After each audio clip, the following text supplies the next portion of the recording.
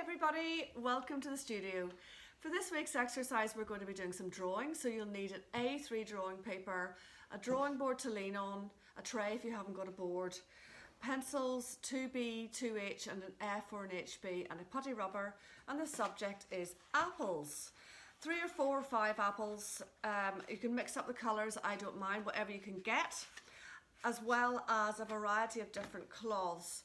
Now these could be just tea towels, they come in lots of different patterns, 2 or 3 to play with, different colours, doesn't matter even if it's a towel or a jumper or a sheet, just as long as you've got variety of pattern and colour.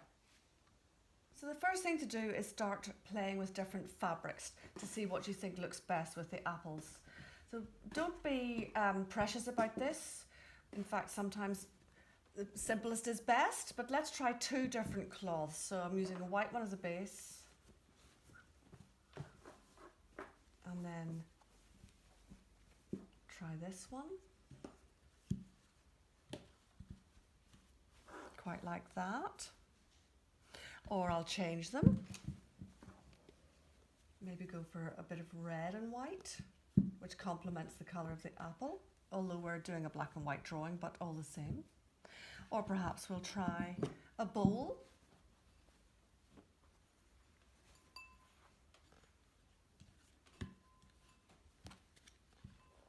Remembering, of course, that you can crop in, you don't have to draw all of the arrangement. So spend 5 minutes at least using different cloths to see which one you like the best. Adding a bowl if you wish, or taking it out if you don't like it.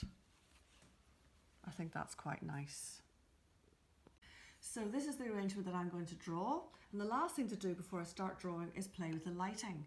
So I've got a lamp beside me, and there's the light on, and I move the light, it will vary the shadows and highlights on the apple. Put it very close and take it further away. And so I'd like you to play with, there's with the light out. I'm going to leave the light on. So that's me, that's what I'm going to draw. So it's very important that your pencils are sharp, and the one advantage for me is that I've got this lovely sharpener which was given to me as a present by Ben.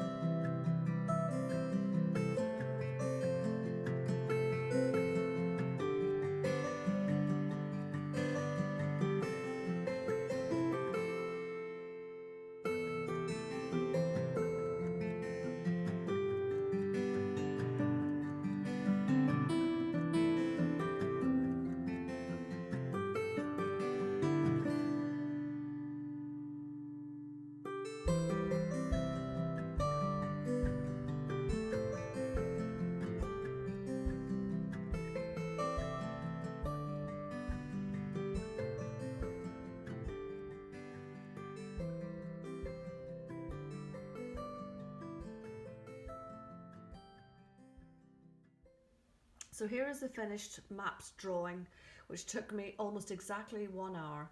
There's a little bit of shading in there, but only as a map. It's done very lightly so that I can change it.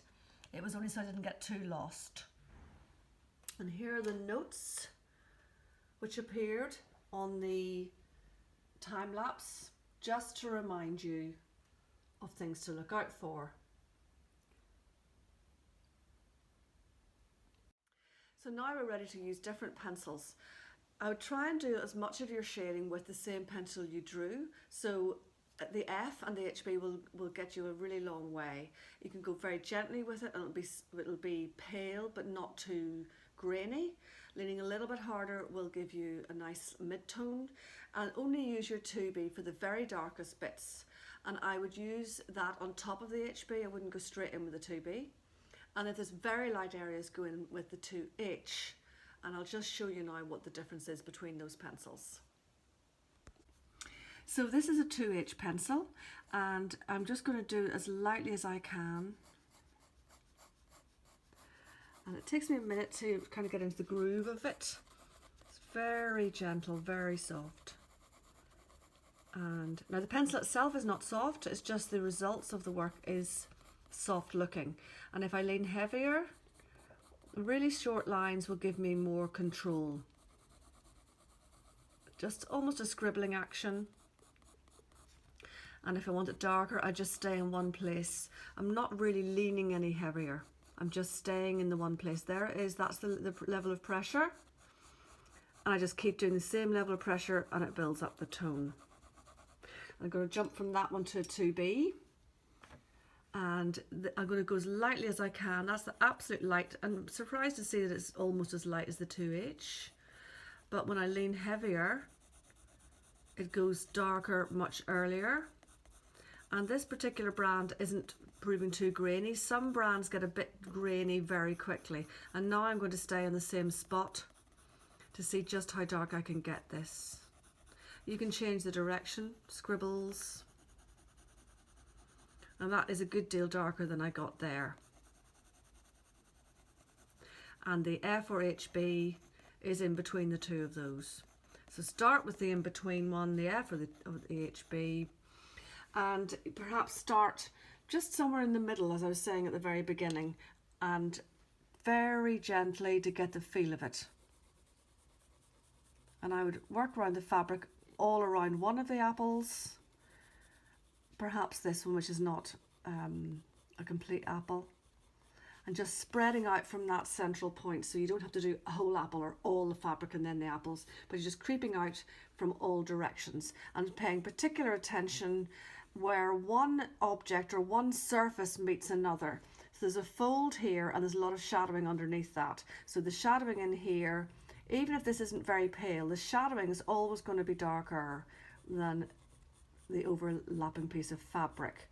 And then in here, you need to decide, is the apple or the fabric the darker? And whichever the one is the answer, that's what your job. So this is darker than the cloth.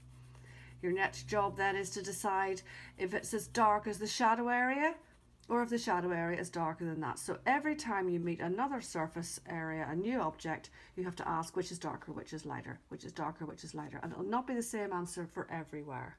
Go nice and slowly and don't try and do a bit everywhere. I'll just say that again. Don't try and do a bit everywhere. Otherwise you will feel as if you're never going to catch up.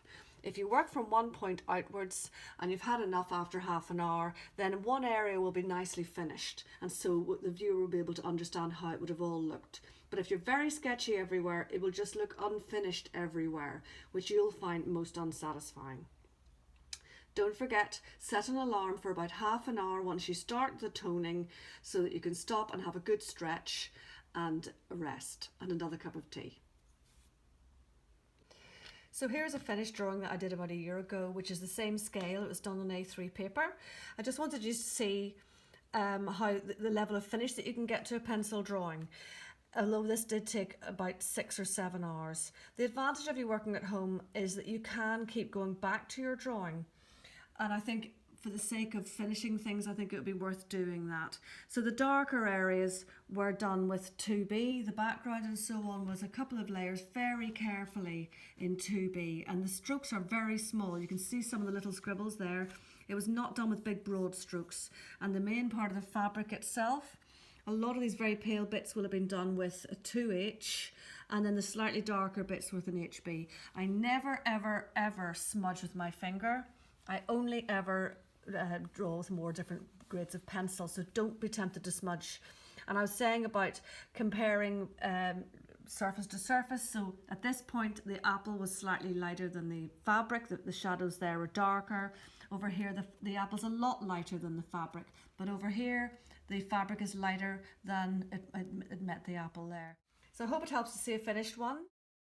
And good luck with yours, enjoy it, and do send me a photograph of your work as you're going along.